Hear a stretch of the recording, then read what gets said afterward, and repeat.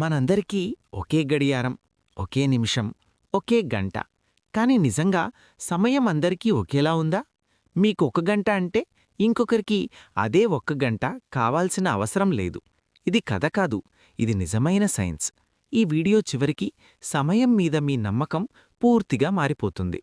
మన రోజువారీ జీవితంలో సమయమంటే గడియారం, కానీ సైన్స్లో సమయమంటే మార్పును కొలిచే సాధనం. సూర్యుడుదయించడం, నీడ కదలడం, మన హృదయం కొట్టుకోవడం అన్నీ సమయంతో లింకయ్యాయి. కానీ ఈ మార్పు అందరికీ ఒకే వేగంతో జరుగుతుందా? ఆల్బర్ట్ ఐన్స్టీన్ ముందు శాస్త్రవేత్తలు ఇలా అనేవారు: సమయం అబ్సల్యూట్, అందరికీ ఒకేలా ఉంటుంది. కాని ఐన్స్టీన్ ఒక ప్రశ్న అడిగాడు: కాంతి వేగం అందరికీ ఒకేలా ఉంటే సమయం కూడా ఒకేలా ఉండగలదా? ఇక్కడే సైన్స్ చరిత్ర మారిపోయింది. ఐన్స్టీన్ చెప్పిన విషయం ఇదే: మీరు ఎంత వేగంగా కదులుతారో మీకు సమయం అంత నెమ్మదిగా సాగుతుంది. ఉదాహరణ, ఒక వ్యక్తి భూమిపై, మరొక వ్యక్తి అంతరిక్ష నౌకలో కాంతివేగానికి దగ్గరగా ప్రయాణిస్తే అంతరిక్షంలో ఉన్నవాడికి సమయం నెమ్మదిగా సాగుతుంది. ఇదే టైం డైలేషన్. ఇద్దరు కవలలున్నారని ఊహించండి. ఒకరు భూమిపై, మరొకరు అంతరిక్ష ప్రయాణానికి వెళ్తాడు. కొన్ని సంవత్సరాల తర్వాత అంతరిక్ష ప్రయాణికుడు తిరిగి వస్తే భూమిపై ఉన్న కవల వృద్ధుడు, అంతరిక్షం నుంచి వచ్చినవాడు యువకుడు. ఇది కథ కాదు, ఇది నిజమైన సైన్స్ ప్రయోగ ఫలితం. ఇప్పటివరకు మనం ఒక విషయం తెలుసుకుందాం: వేగం ఎక్కువైతే సమయం నెమ్మదిస్తుంది. కాని ఇప్పుడొచ్చే విషయం ఇంకా ఎక్కువ షాకింగ్.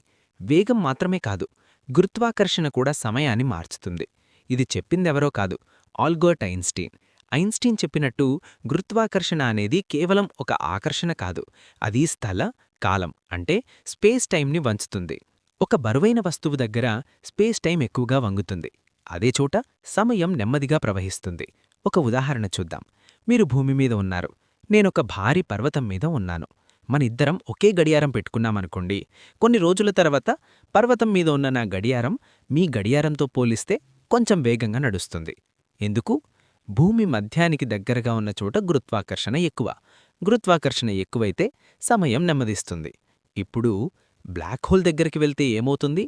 బ్లాక్ హోల్ దగ్గర గురుత్వాకర్షణ అంత తీవ్రమైనది. అక్కడ సమయం దాదాపు ఆగిపోతుంది.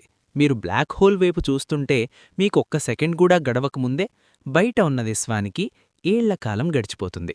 అందుకే ఇంటర్స్టెల్లర్ సినిమాలో 1 గంట అంటే 7 సంవత్సరాలు. ఇది సినిమా మాయ కాదు, ఇది నిజమైన సైన్స్. అంటే సమయం ఒక గడియారం కాదు, అది ఒక గురుత్వాకర్షణకి లోబడి ఉండే ఒక అనుభూతి. ఇదే జనరల్ రిలేటివిటీ మనకిచ్చిన అతిపెద్ద షాక్. ఇది కేవలం థియరీ కాదు. జీపీఎస్ శాటిలైట్స్ భూమి కంటే వేగంగా తిరుగుతాయి. భూమి గురుత్వాకర్షణ తక్కువగా ఉంటుంది. అందుకే వాటిలోని గడియారాలు భూమి గడియారాల కంటే భిన్నంగా నడుస్తాయి. ఈ టైం డైలేషన్ని లెక్కలోకి పెట్టకపోతే మీ మొబైల్లో మ్యాప్స్ కూడా పనిచేయదు. ఇప్పటివరకు మనం చూసిందేమిటి? సమయం ఒక నిమిషం కాదు, ఒక గంట కాదు, ఒకేలా అందరికీ ప్రవహించే వస్తువు కూడా కాదు. మనకి గడియారం చూపేది సమయం అనిపిస్తుంది, కానీ నిజమైన సమయం మీ వేగం మీద, మీ స్థానం మీద, మీ చుట్టూ ఉన్న గురుత్వాకర్షణ మీద ఆధారపడి ఉంటుంది. అంటే మీరు ఉన్నచోట సమయం ఒకలా, మరో చోట మరోలా ఉంటుంది. ఇది విన్నాక ఒక ప్రశ్నొస్తుంది: అయితే నిజమైన సమయం ఏది? జవాబు చాలా షాకింగ్. నిజమైన సమయం అనే ఒక్కటే లేదు. ప్రతి ఒక్కరూ తమ తమ సమయాన్ని తామే జీవిస్తున్నారు. భూమిపై ఉన్న మనం ఒక సమయాన్ని జీవిస్తుంటే, అంతరిక్షంలో ప్రయాణిస్తున్న ఒక వ్యక్తి ఇంకో సమయాన్ని జీవిస్తున్నాడు. బ్లాక్ హోల్ దగ్గరున్న ఒక ప్రపంచం మన ఊహకే అందని సమయాన్ని అనుభవిస్తోంది. అంటే ఈ విశ్వంలో ఒకే ఇప్పుడే అని లేదు. మనకి అనిపించే గతం, వర్తమానం, భవిష్యత్తు ఇవన్నీ మన మెదడు వేసుకున్న గీతలే. సైన్స్ మనకి చెప్పిందొకటే: సమయం ఒక గడియారం కాదు, అది ఒక అనుభూతి, ఒక అనుభవం.